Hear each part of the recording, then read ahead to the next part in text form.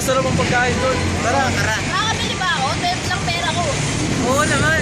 Sulit naman dun eh. Tara! Ngayon pa rin nata yun. Sasalita tayo. Mura na matulog. Isang siya may with rice.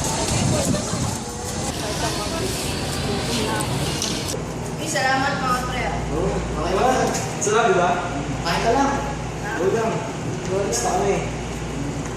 Dahil dito may pandate pa mamaya. Ano nga Hepalay? Oo. Dito sa Hepalay, Masarap na. madumi pa.